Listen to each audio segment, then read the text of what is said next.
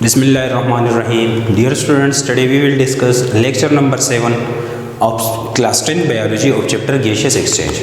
Students, आज का जो हमारा टॉपिक है that is pneumonia, asthma and lungs cancer, which are the respiratory disorders. जो हमारे साथ respiratory disorders है, आप लोग की बुक के मुताबिक respiratory disorder previous lecture number 6 में हमने डिस्कस किया था ब्रोंकाइटिस डिजीज को और इनके साथ एम्पाइसेमा को। आज की लेक्चर में हमारा जो टॉपिक है that is pneumonia, asthma and lungs cancer. अच्छा students, what is pneumonia? Pneumonia का सेकंड नेम क्या है? इनको निमोनाइटिस भी कहा जाता है, ठीक है, क्योंकि it involves inflammation and infection. इसमें इन्फेक्शन और इन्फ्लेमेशन आ जाता है, तो that's why it is also known as pneumonitis, ठीक है। अच्छा देखिए, निमोनिया डिजीज में क्या होता है? In pneumonia basically the inflammation of lungs occur, ठीक है, इसमें इन्फ्लेमेशन ऑफ लंग्स होता है। इन्फ्लेमेशन पिछले लेक्चर में हमने डिस्कस किया था कि inflammation is actually response of the body. ये रेस्पॉन्स ऑफ बॉडी होता है in the form of swelling, in the form of redness और in the form of pain, ठीक है। अच्छा देखिए, हमारे साथ निमोनिया कंडीशन में लंग्स की इन्फ्लेमेशन आ जाती है because of infection in the alveoli. Alveoli में इन्फेक्शन हो जाता है, उनका रिजल्ट होता है इन्फ्लेमेशन इन द लंग्स। और इसमें से जो अल्वेलाई में इन्फेक्शन होता है, ठीक है, तो उनका रिजल्ट क्या आ जाता है? That is the alveoli filled with the pus, ठीक है। देखिए अल्वेलाई किस चीज से भर जाता है? इनकी फेलिंग हो जाती है फ्रॉम पस। तो देखिए स्टूडेंट्स, जो हमारे साथ टॉपिक में आ जाता है first, so what is first? First is basically yellowish और वाइट थिक फ्लूइड, ठीक है। ये हमारे साथ येलोविश और वाइट थिक फ्लूइड होता है। उर्दू में आप लोग इनको क्या कह सकते हैं? पीप कह सकते हैं, ठीक है, इनको पीप आप लोग कह सकते हैं। लेकिन बाय नेचर ये क्या होता है? येलोविश और वाइट थिक फ्लूइड। इनकी कंपोजिशन किस तरह है कि फर्स्ट में मेजर कौन कौन से कंपोनेंट्स होते हैं? तो उनमें होते हैं मेनली ल्यूकोसाइट्स के अलावा टिश्यू और सेल डेब्रेज, इनके अलावा लिविंग और डीड माइक्रो ऑर्गेनिज्म। अगर हमारे साथ फर्स्ट है तो उनकी कंपोजिशन में ल्यूकोसाइट्स आती है। अच्छा, what is leucocyte? These are white blood cells. Leucocyte क्या है? ये हमारे साथ वाइट ब्लड सेल्स है। देखिए हमारे साथ नेक्स्ट जो है दैट इज टिश्यू और सेल डेब्रेज, ठीक है। अच्छा, ये डेब्रेज वर्ड का मकसद क्या है? सेल और टिश्यू, इनके जो डेब्रेज आ जाते हैं, तो याद रखिए जब हमारे साथ सेल या टिश्यू इनकी एपोप्टोसिस हो जाती है या इनकी लाइसिस हो जाती है, ठीक है, बिकॉज ऑफ एपोप्टोसिस और लाइसिस, ठीक है। एक वर्ड है एपोप्टोसिस, दूसरा है लाइसिस। अगर सेल की एपोप्टोसिस हो जाती है या टिश्यू की एपोप्टोसिस या लाइसिस हो जाती है, तो इनसे बहुत सारे ऑर्गेनिक वेस्ट जो होते हैं, ठीक है, वो आ जाते हैं। तो उनको क्या कहा जाता है? Organic waste. तो सिंपल फॉर्म में हमारे साथ एपोप्टोसिस या लाइसिस की जब सेल या टिश्यू का होता है तो उनसे अनकाउंटेबल क्या आ जाते हैं? उनसे ऑर्गेनिक वेस्ट आ जाते हैं। तो उन सारे ऑर्गेनिक वेस्ट को हम कहते हैं किस? क्या?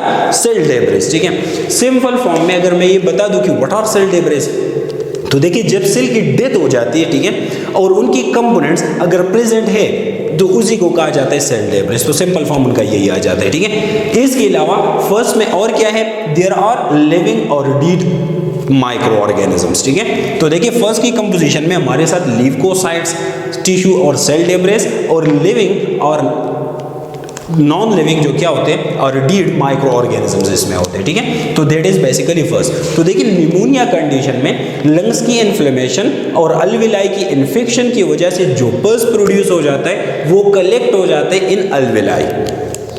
अभी देखिए इसी डायग्राम में कि हमारे साथ अगर नॉर्मल ब्लड है what will be it's effects. Normally अगर हम यही बता दें कि अगर फर्स्ट की एक्युमुलेशन आ जाती है इन अल्वेलाई तो इनका इफेक्ट क्या होगा? तो देखिए अगर हमारे साथ नॉर्मल अल्वेलाई प्रेजेंट है तो उसी नॉर्मल अल्वेलाई के ऊपर क्या प्रेजेंट होंगे? ब्लड कैपिलरीज, और उन्हीं ब्लड कैपिलरीज में होगा ब्लड। तो देखिए अगर नॉर्मल कंडीशन में हम एयर की इनहेलेशन कर लेते हैं तो वो हमारे अल्वेलाई तक चला जाता है और वो इन कनेक्शन आ जाता है विद द ब्लड स्ट्रीम और उनके साथ बाय डिफ्यूजन प्रोसेस गैसेस का एक्सचेंज कराता है, ठीक है। अभी देखिए अगर हमारे साथ इन निमोनिया कंडीशन अगर अल्वेलाई है तो these will be filled from the पस। ये ग्रीन कलर जो मैंने इसमें ड्रा किया हुआ है, ठीक है, ये क्या है? ये हमारे साथ है पस, ठीक है। तो इनकी फिलिंग आ जाती है फर्स्ट की वजह से। अब अगर हमारे साथ अल्वेलाई फर्स्ट से भरा हुआ होता है तो अगर हम एयर को इनहेल कर रहे हैं तो जाहिर सी बात है उनके नीचे हमारे साथ जो क्या होता है ब्लड कैपिलरीज, उनके साथ इनकी कोई कांटेक्ट नहीं आ जाते, फिर वो उनके साथ डिफ्यूजन नहीं करवा सकता है। उनमें गैसेस की जो एक्सचेंज होती है वो परफॉर्म नहीं हो सकता है। तो इन निमोनिया कंडीशन बेसिकली इन्फेक्शन आ जाती है अल्विलाई की, जिसमें फेलिंग आ जाती है फर्स्ट की, और वो रिड्यूस करवाते गैसेस एक्सचेंज को। अब देखिए निमोनिया कंडीशन की कॉजेस क्या है, ये बाय डेफिनेशन हमने यही पढ़ लिया, लेकिन इनकी बेसिक कॉजेस क्या आ जाती है कि हमारे साथ, तो देखिए सिंपली अल्विलाई की अगर इन्फेक्शन है, ठीक है, अल्विलाई की अगर इन्फेक्शन है तो इन्फेक्शन ज्यादातर माइक्रो ऑर्गेनिज्म की वजह से आ जाते हैं, जिसमें आप लोग इंक्लूड कर सकते हो bacteria, virus and fungi. So the main causes of pneumonia condition is bacteria, virus and fungi. अभी देखिए निमोनिया की कॉजेज के बाद जो नेक्स्ट टॉपिक है हमारे साथ, that are symptoms of pneumonia. ठीक है, निमोनिया के अब सिम्पटम्स कौन से होते हैं जो पेशेंट फील कर रहा होता है, ठीक है, जिनकी अलामात होते हैं, तो वो क्या होते हैं। तो देखिए हमारे साथ निमोनिया कंडीशन में कफ होगा विद स्पूटम, ठीक है, कफ होगा विद स्पूटम। स्पूटम क्या होता है, जिनको आप लोग उर्दू में कह सकते हैं बलगम, बॉडी से जो बाहर आ जाता है, ठीक है। अच्छा, ये म्यूकस बाय नेचर क्या होता है, इनकी कंपोजिशन किस तरह होती है, तो that is similar to mucus, ठीक है, ये हमारे साथ म्यूकस होता है, ठीक है, मीन्स स्पूटम की जो कंपोजिशन है that is similar to mucus, और जो आप लोगों ने पहले पढ़ा है। अभी देखिए अगर मैं ये बता रहा हूँ कि कफ विद स्पूटम, तो मैं स्पूटम वर्ड को क्यों मेंशन कर रहा हूँ, मैं यहाँ ये क्यों यूज नहीं कर रहा हूँ कि कफ विद म्यूकस, ठीक है। तो देखिए हमारे साथ म्यूकस सिर्फ रेस्पिरेटरी ट्रैक में इनकी सेक्रेशन नहीं होती, डिफरेंट बॉडी पार्ट्स में इनकी सेक्रेशन आ जाती है, ठीक है। तो इसी वजह से जो हमारे साथ पर्टिकुलरली रेस्पिरेटरी ट्रैक के साथ जो रिलेटेड है उनके लिए हम वर्ड यूज कर रहे होते हैं स्पूटम, ठीक है। तो that is actually mucus, but यहाँ पर हम इनको स्पूटम इसलिए कह रहे हैं क्योंकि that is only related with respiratory tract. अच्छा, देखिए इनके अलावा हमारे साथ निमोनिया कंडीशन में और सिम्टम्स क्या आ जाती है, दीज आर यूआरआई। यूआरआई का मकसद क्या है, अपर रेस्पिरेटरी इन्फेक्शन, ठीक है। जो हमारे साथ अपर ट्रैक होता है रेस्पिरेटरी सिस्टम का, उनमें क्या होते हैं, उनमें ज्यादातर इन्फेक्शन होते हैं। तो अगर हमारे साथ अपर रेस्पिरेटरी ट्रैक में इन्फेक्शन है तो that refers to pneumonia condition. इनके अलावा कोल्ड होता है, ठीक है। तो सो व्हाट इज कोल्ड, अगर कोल्ड की बात हम कर ले जो नॉर्मली आप लोग कह रहे हैं कॉमन कोल्ड, ठीक है, तो ये कोल्ड क्या होता है, दैट इज वायरल इन्फेक्शन। ये हमारे साथ वायरल इन्फेक्शन होता है, लेकिन नॉर्मल कंडीशन में ये क्या है, ये हार्मलेस है, ये नुकसानदेह नहीं होता है, हार्मलेस होता है, ठीक है। लेकिन ये इंडिकेट कर रहा होता है किसी सीरियस कंडीशन को, जिस तरह हमारे साथ निमोनिया है। तो common cold is also symptom of pneumonia. इनके अलावा हमारे साथ वर्ड आ जाता है शेकिंग चिल, ठीक है। तो ये शेकिंग चिल भी इनकी क्या है, इनकी हमारे साथ सिम्पटम आ जाता है। तो देखिए हमारे साथ चिल क्या होता है, चिल वर्ड का मकसद है feeling of being cold without apparent cause, ठीक है। देखिए हमारे साथ चिल वर्ड, सिर्फ चिल वर्ड का मकसद क्या है, फीलिंग ऑफ बीइंग कोल्ड, ठीक है, विदाउट अपैरेंट कॉज, ठीक है।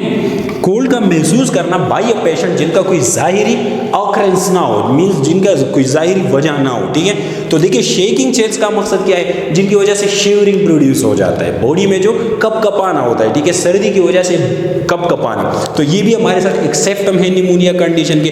ये शिवरिंग चिल्स ज्यादातर क्यों आता है, क्योंकि इस फीवर भी हमारे साथ क्या है, फीवर, ये भी हमारे साथ निमोनिया का एक सिम्पटम है, ठीक है। तो फीवर बाज़ औक़ात इसी कंडीशन में 104 फ़ारेनहाइट तक चला जाता है, ठीक है। तो उसी की वजह से शेकिंग चिल भी आ जाते हैं। इनके अलावा इनके और सिम्पटम्स में नाज़ा, वोमिटिंग, ठीक है। नाज़ा क्या होता है, फीलिंग ऑफ वोमिटिंग, ठीक है।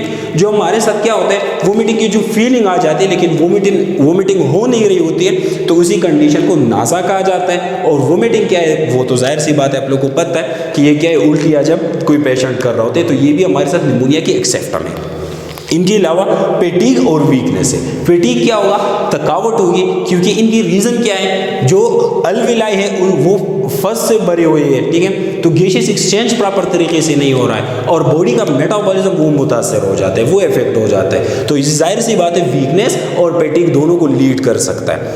अब देखिए हमारे साथ नेक्स्ट स्टेटमेंट में निमोनिया की कॉजेज और सिम्पटम के बाद how can we diagnose the pneumonia condition, ठीक है। हम इसी को डायग्नोज किस तरह कर सकते हैं, डायग्नोज वर्ड का मकसद क्या है, कि how we can find the disease, ठीक है। तो इनमें चेस्ट एक्सरे आ जाता है, एक्सरे में ये पता चल जाता है कि अल्विलाई में फर्स्ट है कि नहीं है, ठीक है। दूसरा सीटी स्कैन होता है, कंप्यूटराइज्ड टोमोग्राफी स्कैन जिनको आप लोग कह सकते हैं। और ये सीटी स्कैन क्या होते हैं, these are multiple X rays which are taken from different angles, ठीक है। इनके अलावा स्पूटम एनालिसिस भी आप लोग कर सकते हैं, उनसे पता चल सकता है कि हमारे साथ निमोनिया कंडीशन प्रेजेंट है कि नहीं। इनके अलावा अब इनकी ट्रीटमेंट की तरफ आ जाते हैं। देखिए अगर हम निमोनिया की कॉजेज को देखें तो इसमें क्या है, बैक्टीरिया, वायरस एंड फंजाई, ठीक है। तो जाहिर सी बात है अगर हम किसी डिजीज की ट्रीटमेंट कर रहे होते हैं तो उनका ज्यादा डिपेंड होता है उनकी कॉज पर। अब अगर in case of bacterial infection है तो हम एंटी बैक्टीरियल मेडिकेशन को यूज करेंगे। अब अगर वायरल इन्फेक्शन है, ठीक है, तो उनमें हम एंटीवायरल मेडिकेशन यूज करेंगे। और इनके अलावा अगर फंगल इन्फेक्शन है तो उनमें हम एंटी फंगल मेडिकेशन यूज कर रहे होते हैं। तो treatment is directly related with what, with causes, ठीक है। तो अगर कॉजेज हमारे साथ बैक्टीरिया, वायरस और फंजाई है तो जाहिर सी बात है इनकी ट्रीटमेंट में भी anti bacterial, antiviral and anti fungal medication use होगा। अच्छा देखिए, तो हमारे साथ निमोनिया कंडीशन में हमने उनकी डिटेल पढ़ी। इनके बाद हमारे साथ जो नेक्स्ट डिसऑर्डर है दैट इज अस्थमा, ठीक है। अच्छा अस्थमा कौन सा कंडीशन होता है, लंग्स कंडीशन में या लंग्स डिसऑर्डर्स में। तो देखिए अस्थमा रेफर कर रहा होता है इन्फ्लेमेशन को, ठीक है। इन्फ्लेमेशन पर्टिकुलरली हम बाय डेफिनेशन तो यही पढ़ रहे होते हैं कि it is response of the body in the form of swelling, in the form of redness, in the form of pain. लेकिन यहाँ पर रिलेट क्या होगा, इन्फ्लेमेशन का स्वेलिंग पार्ट रिलेट होगा, ठीक है। अस्थमा में इन्फ्लेमेशन आ जाती है, मींस स्वेलिंग आ जाती है किस पार्ट की, ब्रोंकाई और ब्रेंक्यूल्स की। देखिए अगर हमारे साथ ट्रेकिया प्रेजेंट है, ठीक है, तो ट्रेकिया के बाद ब्रोंकाई होती है और उनके बाद एंड में ब्रेंक्यूल्स आ जाते हैं, ठीक है। तो अगर हमारे साथ इसी ब्रोंकाई या ब्रेंक्यूल्स की स्वेलिंग आ जाती है तो the condition will be referred as asthma. उन्हीं कंडीशन को क्या कहा जाता है, अस्थमा कहा जाता है। अच्छा अब देखिए अगर अस्थमा कंडीशन में ब्रोंकाई या ब्रेंक्यूल्स की स्वेलिंग आ जाती है तो स्वेलिंग का रिजल्ट क्या होगा, it will reduce the inner passage वे। जो हमारे साथ ट्रेकियन का जो इनर पैसेज वे है जिनके जरिए एयर एंटर हो रहा होता है इनटू द लंग्स, ठीक है, तो वही पैसेज वे जो होता है वो रिड्यूस हो जाता है। अब अगर एयर पैसेज वे रिड्यूस होता है तो the less amount of air will be enter into the lungs, तो this condition is known as asthma, ठीक है। इनका रिजल्ट क्या होगा कि अगर हमारे ब्रोंकाई और ब्रेंक्यूल्स इनकी स्वेलिंग आ जाती है तो इनका रिजल्ट होगा शॉर्टनेस ऑफ ब्रीथ, ठीक है। इनमें ब्रीथ की शॉर्टनेस आ जाती है, ठीक है। अच्छा इनके कॉजेज क्या होते हैं, देखिए इनके कॉजेज की अगर मैं बता दूं तो दैट इज सेंसिटिविटी टू एलर्गन्स, ठीक है। एलर्गन्स क्या होते हैं, एलर्गन वर्ड का मकसद क्या है, these are allergy causing factor, ठीक है। ये हमारे साथ एलर्जी कॉजिंग फैक्टर है जो एलर्जी को कॉज कर रहा होता है। इनमें कौन सी चीजें आ जाती है, पोलन, कोल्ड एयर, स्मोक, ठीक है, ये सारी एलर्गन्स है। ये पोलन क्या होता है, these are powdery substance. Pollen क्या होते हैं, these are powdery substance which contain pollen grain, जिसमें हमारे साथ पोलन ग्रेन होते हैं। और पोलन ग्रेन क्या है, these are male gametophyte in plants. Male gametophyte होते हैं किस चीज में, प्लांट में, ठीक है। तो ये ज्यादातर पोलन क्या होते हैं, ये एयर में फ्लाइंग कर रहे होते हैं, ठीक है, ये एयर में फ्लाई कर रहे होते हैं। तो अगर हम इनको ब्रीथ कर लेते हैं तो बाज पीपल की क्या होती है, उनकी सेंसिटिविटी होती है टुवर्ड्स पोलन, ठीक है, उनको एलर्जी हो जाती है पोलन की वजह से, ठीक है। तो उसी कंडीशन में हमारे साथ इन्फ्लेमेशन आएगा ब्रोंकाई और ब्रेंक्यूल्स के और अस्थमा डिजीज लग सकती है। कुछ पीपल इस तरह होते हैं जो कोल्ड एयर को क्या होते हैं, वो ज्यादा सेंसिटिव होते हैं, उनको कोल्ड एयर से एलर्जी होती है, ठीक है। और इनके अलावा स्मोक भी इनमें आ सकता है। लेकिन what is basically what is allergy, ये एलर्जी वर्ड इसी का मकसद क्या है। तो देखिए बाय डेफिनेशन अगर मैं आप लोगों को बता दूं तो allergy is the misunderstanding of immune system, ठीक है। हमारे साथ देखिए अगर हम कोल्ड एयर को इनहेल कर रहे होते या स्मोक को इनहेल कर रहे होते तो these are not too dangerous, ये हमारे साथ इतने ज्यादा खतरनाक नहीं होते, ठीक है। लेकिन फिर भी अगर कोई पेशेंट या कोई पर्सन क्या है वो इनको सेंसिटिव है तो इनका मकसद क्या है कि इसी पार्टिकल की एंट्रेंस की वजह से उसी पर्सन की बॉडी का जो इम्यून सिस्टम है दे परफॉर्म मिसअंडरस्टैंडिंग, ठीक है। तो allergy by definition what is it, it is misunderstanding of immune system, misunderstanding of immune system. अच्छा मिसअंडरस्टैंडिंग ऑफ इम्यून सिस्टम, इसका मकसद क्या है, देखिए हमारे साथ पार्टिकल इतना डेंजरस नहीं होता है एलर्जी कंडीशन में। लेकिन जब भी ये एंटर हो जाते हैं तो उसी पर्सन का इम्यून सिस्टम के सारे जितने सेल्स होते हैं वो एक साथ एक्टिवेट हो जाते हैं। जिस तरह हमारे साथ क्या है, ल्यूकोसाइट है, ठीक है, इनके अलावा प्लाज्मा सेल्स है, मोस्ट सेल्स है, तो इस तरह बहुत सारे सेल्स होते हैं जो इम्यून प्लेयर्स है, ठीक है, वो सारे एक साथ एक्टिवेट हो जाते हैं और पर्सन को क्या हो जाती है, एलर्जी हो जाती है। तो अस्थमा इज बेसिकली एलर्जी। ये क्या होता है, एलर्जी होती है। अभी देखिए अस्थमा कंडीशन में क्या है, इनके सिम्पटम्स क्या होते हैं। तो देखिए इसमें होते हैं recurring breath shortness. Recurring word का मकसद क्या है, which occur again and again, ठीक है, ये रिपीट होता है। रिकरिंग वर्ड का मकसद यही है, अकर अगेन एंड अगेन, ठीक है, ये अगेन एंड अगेन अकर हो जाता है। और इसमें आ जाती है, लेकिन ये करिंग अटैक किस चीज का होता है, ब्रीथ की जो शॉर्टनेस होती है, ठीक है, ब्रीथ की जो शॉर्टनेस होती है वो बार बार अकर हो जाती है, क्योंकि यहाँ पर हमारे साथ जो बेसिकली ब्रोंकाई और ब्रोंक्यूल्स इनकी स्वेलिंग हो रही होती है, ठीक है, तो इसी वजह से रिकरिंग अटैक्स आ जाती है। किस चीज के, ये शॉर्टनेस की आ जाती है। इनके अलावा वेजिंग होता है इनका एक कॉज, ठीक है, सॉरी सेप्टम। वेजिंग क्या है, वेजिंग इज द वेस्टलिंग साउंड, जो पहले हमने डिस्कस किया है, ठीक है, ये वेस्टलिंग साउंड होता है जब पर्सन ब्रीथिंग कर रहा होता है। इनके अलावा कफ है और चेस्ट टाइटनेस, ठीक है। अच्छा, चेस्ट टाइटनेस, इसका मकसद क्या होता है, टाइटनेस वर्ड का मकसद ये होता है जो फास्ट ऑन हो जाते हैं, जो सख्त हो जाता है, ठीक है, तो इनमें ये भी एक कॉज है किस चीज की, अस्थमा कंडीशन की। अच्छा, इनके अलावा हम इनकी डायग्नोसिस किस तरह कर सकते हैं, means how we can find this, तो that is from medical history, ठीक है, किसी पेशेंट के मेडिकल हिस्ट्री को देख रहे होते हैं कि इनको मींस किस चीज़ से एलर्जी होती है। इसी मेडिकल हिस्ट्री के साथ आप लोगों ने एलर्जी हिस्ट्री को भी देखना होगा कि एलर्जी हिस्ट्री में इनको कौन कौन सी चीज़ों से एलर्जी हो जाती है, और इसमें इस तरह की कोई एलर्जेंस है कि नहीं जो बेसिकली ब्रोंकाई और ब्रोंक्यूल्स की स्वेलिंग को प्रोड्यूस कर रहा है। इनके अलावा हमने शॉर्टनेस ऑफ ब्रीथ ये वगैरह ये सारी चीज़ें इसमें आ जाती हैं। तो आप लोगों ने इनमें स्पायरोमेट्री भी करनी होगी। स्पायरोमेट्री मींस जिसमें हम वो लंग्स के वॉल्यूम को चेक कर रहे होते हैं, ठीक है। अच्छा, इनके अलावा इनकी ट्रीटमेंट में क्या है, ट्रीटमेंट में इनके आ जाते हैं bronchodilator. So what is bronchodilator, bronchodilator are basically chemicals which dilate the bronchi and bronchioles, ठीक है, ये उस तरह के केमिकल्स होते हैं जो ब्रोंकाई और ब्रोंक्यूल्स उनकी डायलेशन करवा लेता है। लेकिन ये ब्रोंकियोडायलेटर हम in the form of inhaler दे रहे होते हैं, ठीक है, जो मींस इनहेल कर दिया जाता है, जो एक पंप की तरह होता है, जो ठीक है, उसी इनहेलर के जरिए दिया जा रहा होता है। देखिए यहाँ पर डायलेट ब्रोंकाई, इसी का मकसद क्या है कि देखिए अगर हमारे साथ इसी कंडीशन में क्या हो, इनमें ब्रोंकाई की स्वेलिंग हो जाती है और वो इनर पासेज वे को रिड्यूस कर रहा है, तो इस तरह की अगर हम ट्रीटमेंट दे रहे होते हैं कि इसमें ब्रोंकाई इनकी डायलेशन हो जाती है, तो जाहिर सी बात है वो अगर स्वेल भी है लेकिन फर्दर अगर इंक्रीज हो जाते हैं उनका डायमीटर, तो उनमें एयर एंटर हो सकता है, ठीक है। तो ब्रोंकियोडायलेटर जो केमिकल्स हम इनको दे रहे होते हैं, ठीक है, तो वो ब्रोंकाई को डायलेट करके इसी अस्थमा की ट्रीटमेंट है। इनके बाद हमारे साथ जो लास्ट टॉपिक है लंग्स कैंसर, ठीक है, रेस्पिरेटरी डिसऑर्डर में भी और चैप्टर में भी ये लास्ट टॉपिक है लंग्स कैंसर। अच्छा देखिए, अगर हम सिर्फ वर्ड कैंसर को देखें कि what is meant by cancer, तो cancer is actually the uncontrollable division of the abnormal cell present in the body. अगर हमारी बॉडी में कोई एबनॉर्मल सेल प्रेजेंट है और वो अनकंट्रोलेबल डिवीजन भी कर रहा है, तो the condition will be referred as cancer, ठीक है। That is uncontrolled division of abnormal cell in body. Body में कोई एबनॉर्मल सेल प्रेजेंट है और उनकी डिवीजन फर्दर क्या है, दैट इज अनकंट्रोलेबल, ठीक है।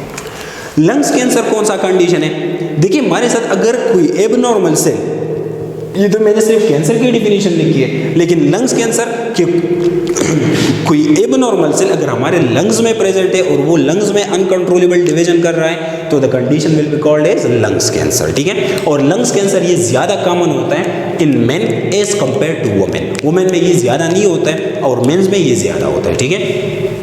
अच्छा, इनके कॉजेज क्या आ जाते हैं कि लंग्स कैंसर की मेजर कॉजेज क्या है, तो सबसे पहले अगर हमारे साथ मैं बता दूं कैंसर की बात करूं लंग्स कैंसर की, तो इसमें मेन कंपोनेंट जो होता है इनका जो कॉजिंग एजेंट होते हैं दैट और कार्सिनोजेंस, ठीक है, इनमें कार्सिनोजेंस आ जाते हैं। वही कार्सिनोजेन अगर हमारे साथ स्मोकिंग की वजह से हो या इंडस्ट्रियल कार्सिनोजेंस हो, तो दोनों सिचुएशन में क्या होगा, दोनों सिचुएशन में हमारे साथ ये काज बन जाती है किस चीज़ की, लंग्स कैंसर की, ठीक है। इनके अलावा इनके कॉजेज में एयर पोल्यूशन भी है कि एयर पोल्यूशन की वजह से भी कैंसर हो सकता है, ठीक है। कार्सिनोजन आप लोगों ने पढ़ा है बायोलॉजिकल कॉन्सिक्वेंसेस ऑफ स्मोकिंग, उसी टॉपिक में कि हमारे साथ सिगरेट स्मोक में क्या होते हैं 69 नोन कार्सिनोजेंस होते हैं। तो cigarette smoking is the major cause of lungs cancer, ठीक है। लंग्स कैंसर का वो एक मेजर कॉज होता है। इसमें से अब बात याद रखिए कि इनकी सिम्टम्स कौन कौन से होते हैं। तो देखिए इनमें जो कफ होगा वो means cough with sputum, sputum के साथ मतलब बलगम के साथ क्या होगा, कफिंग होगी। इनके अलावा फ्रीक्वेंट चेस्ट इन्फेक्शन। देखिए अगर लंग्स कैंसर आ जाते हैं तो वही पेशेंट हमारे साथ ससेप्टेबल बन जाता है जो हमारे साथ लंग्स इन्फेक्शन होते हैं उसी के लिए, ठीक है। Means different type of micro organism उन पर तब आसानी से अमल कर सकते हैं, उनको इन्फेक्ट करवा सकता है, ठीक है। तो देखिए हमारे साथ cough with sputum, second one is frequent chest infection और थर्ड वन इज ब्रीथलेसनेस, ठीक है। ब्रीथलेसनेस भी होगा और फ्लूरल चेस्ट पेन भी होगी, ठीक है। फ्लूरल चेस्ट पेन वर्ड का मकसद क्या है, ब्रीथलेसनेस तो जाहिर सी बात है सांस का रुक जाना होता है, ठीक है, पर शॉर्ट इंटरवल ऑफ टाइम। लेकिन फ्लूरल चेस्ट पेन इसी का मकसद क्या है, जो हमारे साथ लंग्स प्रेजेंट है उनके ऊपर प्लेउरा प्रेजेंट है। प्लेउरा इज डबल लेयर, ये डबल लेयर है, ठीक है। इस प्लेउरा में क्या होगा, प्लूरा में फ्लूरल फ्लूइड होता है, ठीक है। लेकिन इनमें जब इन्फेक्शन आ जाती है, ठीक है, तो इनकी वजह से जो पेन प्रोड्यूस होगा वो लीड कर रहा होता है चेस्ट पेन को, ठीक है। तो फ्लूरल चेस्ट पेन इसी चीज को कहा जाता है कि चेस्ट की अगर पेन आ जाती है वो फ्लूरा की इन्फेक्शन की वजह से हो, ठीक है। लेकिन इनके सिम्टम में जरूरी बात यही है कि अर्ली स्टेजेस में इनके सिम्टम्स नहीं होते। लंग्स कैंसर के जो अर्ली स्टेजेस होते हैं, ठीक है, उनकी सिम्टम्स नहीं होते। लेकिन जब ये फुली स्प्रेड हो जाता है तो ये इनक्यूरेबल होगा और पैटल होगा, ठीक है। अभी देखिए अर्ली स्टेज वर्ड का मकसद क्या है कि अर्ली स्टेज में इनकी किस तरह सिम्टम्स नहीं होते। तो देखिए अगर मैं लंग्स कैंसर की स्टेजेस की बात करूं तो इनमें 6 मेजर स्टेजेस होते हैं, ठीक है। लंग्स कैंसर में 6 मेजर स्टेजेस होते हैं। उनमें फर्स्ट स्टेज क्या होता है, हेडन स्टेज, ठीक है। ये लंग्स कैंसर की स्टेजेस है। नंबर फर्स्ट वन ये क्या है, हेडन स्टेज।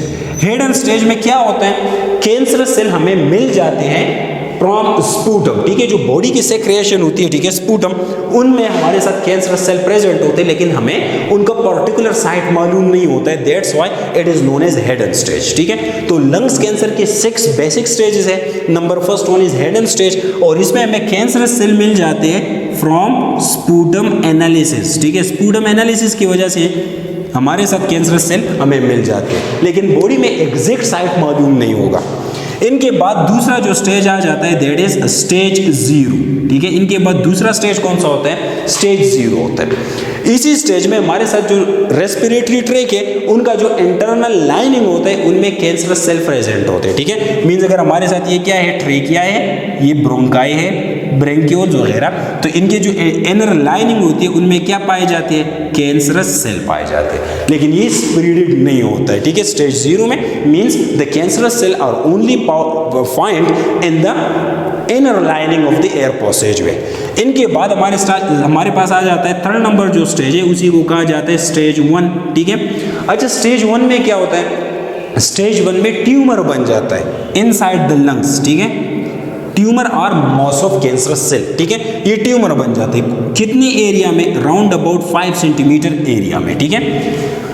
जब ये ट्यूमर बन जाते हैं तो यहाँ स्टेज 1 में क्या होगा, इट इज नॉट स्प्रेडेड, ये स्प्रेड नहीं होता है, ठीक है, ये स्प्रेड नहीं होता है। बिल्कुल वही पर्टिकुलर एरिया में हमारे साथ क्या प्रेजेंट होता है, ट्यूमर प्रेजेंट होते हैं, मींस कैंसरस सेल प्रेजेंट होते हैं। इनके बाद स्टेज 2 आता है, ठीक है। स्टेज 2 में क्या होगा, उनमें भी ट्यूमर होता है, वो भी राउंड अबाउट 5 सेंटीमीटर एरिया में होता है। लेकिन यहाँ पर ये जाहिर सी बात है स्टेज 1 में इट इज नॉट स्प्रेडेड, वो स्प्रेडेड नहीं है। लेकिन स्टेज 2 में क्या होगा, माइट बी स्प्रेड, ठीक है, या माइट स्प्रेडेड, शायद वो फैल गया हो, ठीक है। तो इन दोनों में फर्क सिर्फ यही है कि स्टेज 1 में ट्यूमर होता है round about on the area 5 centimetre, लेकिन that is 100% sure that it is not spreaded, ठीक है। और स्टेज 2 में क्या होगा, वहां पर भी ट्यूमर होगा अप टू 5 सेंटीमीटर, लेकिन यहाँ पर माइट स्प्रेड, ठीक है, शायद वो क्या हो, वो फैल गया हो। स्टेज 3 पर आ जाता है, ठीक है। स्टेज 3 में क्या होता है, कैंसर सेल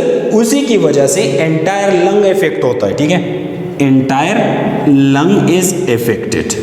और फिर स्टेज 4 जो एंड वाला स्टेज होता है, from lungs it is spreaded to other parts, means brain में भी ये स्प्रेडेड है, बोन्स में भी ये प्रेजेंट है, और other parts of the body उसी में भी प्रेजेंट है। तो बेसिक ये स्टेज 6 स्टेजेस होते हैं लंग्स कैंसर की। In the first stage there is there are cancerous cells, only we can find it from sputum analysis. But in stage 0, the cancerous cell are present on the inner lining of the air passageway. In stage 3, इसी में tumour होता है लेकिन वो spread नहीं होता है. Stage 2 में हमारे साथ फिर क्या होता है, इनमें भी वही सेम ट्यूमर लेकिन शायद वो फैल गया हो, that is might it is spreaded. फिर स्टेज 3 में एंटायर लंग ये क्या होता है, इफेक्टेड होता है. और स्टेज 4 में लंग से ये दूसरी पार्ट में भी स्प्रेड हो जाता है. तो देखिए अगर मैं यहाँ पर इन दो चीज़ों की बात बता रहा हूँ कि in the early stage there will be no symptoms. तो देखिए स्पूटम एनालिसिस और स्टेज 0 में इनमें ज़्यादातर इनकी कुछ सिम्पटम्स नहीं होते, ठीक है. लेकिन इनके बाद फाइनली अगर मैं स्टेज 3 और 4 को देखूँ तो अगर इंटायर लंग्स अफेक्टेड है तो इज इट क्यूरेबल, क्या इसका इलाज मुमकिन है? फिर मुमकिन तो नहीं होता है, क्योंकि अगर सारा लंग्स वो क्या है, वो कैंसर है, ठीक है. तो उनको अगर किसी पेशेंट से हम सारे लंग्स को रिमूव कर लें तो क्या होगा, उनका रेस्पिरेटरी सिस्टम, ठीक है. तो जाहिर सी बात है in stage 3 and in stage 4 it is fatal and incurable, ठीक है. फिर इनका इलाज मुमकिन नहीं होगा. लेकिन अगर हमारे साथ इनसे स्टेज 3 और स्टेज 4 से ऊपर वाले स्टेजेस हैं तो हम इनका इलाज किस तरह करवा सकते हैं, दैट इज बाय सर्जरी, ठीक है. हम उनकी सर्जरी करवा सकते हैं. इनके अलावा कीमोथेरेपी होता है या रेडिएशन थेरेपी होता है, ठीक है. सर्जरी में क्या होता है, इन सर्जरी देखिए हमारे साथ एक सर्जरी होती है ओपन सर्जरी. अगर हम यहाँ पर सारी जो थोरेसिक कैविटी इनको ओपन कर लेते हैं, रेबकेज को खुलवा लेते हैं, ठीक है, और लंग्स में जो कैंसरस सेल प्रेजेंट होते हैं उनको रिमूव कर ले तो इनको ओपन सर्जरी कहा जाता है, ठीक है. लेकिन इनके अलावा अभी एडवांस टेक्निक्स में से इनमें से रोबोटिक सर्जरी भी होती है, ठीक है. वाट्स भी होता है. वाट्स का मकसद क्या है, वीडियो असिस्ट थोरेसिक सर्जरी, ठीक है. तो इसी के जरिए इस तरह की सर्जरीज भी हो सकती है. इनके अलावा कीमोथेरेपी है, ठीक है. तो इनमें हम डिफरेंट केमिकल्स को यूज़ कर रहे होते हैं जिनकी वजह से कैंसर सेल टारगेट हो जाते हैं और उनकी मीन्स जो एलिमिनेशन होता है फ्रॉम द बॉडी वो हो जाती है, लेकिन बाय यूज़ ऑफ केमिकल्स, ठीक है. इनके अलावा रेडिएशन थेरेपी है जिसमें हम रेडियो एक्टिव रेस को यूज़ कर रहे होते हैं, ठीक है, लेज़र को यूज़ कर रहे होते हैं और उनके ज़रिए जो टारगेटेड सेल्स होते हैं उनको, जो कैंसर सेल होते हैं उनको रिमूव करवा लेते हैं फ्रॉम द बॉडी. लेकिन इनमें एक और भी है सर्जरी में, ट्रीटमेंट में. एक हमारे साथ सर्जरी है, कीमोथेरेपी है, रेडिएशन थेरेपी है, ठीक है. इसमें हम रेस को यूज़ कर रहे हैं, ठीक है. इसमें हम केमिकल्स को यूज़ कर रहे हैं और सर्जरी तो जाहिर सी बात है opening of the thoracic cavity है. लेकिन इनमें एक होता है हमारे साथ टारगेटेड थेरेपी, ठीक है. टारगेटेड थेरेपी में क्या होता है, we are targeting a particular behaviour of the cancerous cell. इस तरह की जो टारगेटेड थेरेपी होती है, ठीक है, कैंसर सेल का एक पर्टिकुलर बिहेवियर मींस आया उनके प्रोटीन सिंथेसिस, आइदर उनकी डिवीजन, हम इस तरह उनके एक पर्टिकुलर बिहेवियर को टारगेट करके उनको क्या कर लेते हैं, उनको उसी तरीके से ख़त्म कर लेते हैं, ठीक है. तो that is all about today's lecture. आज हमारे साथ चैप्टर नंबर 1 ख़त्म हो जाता है.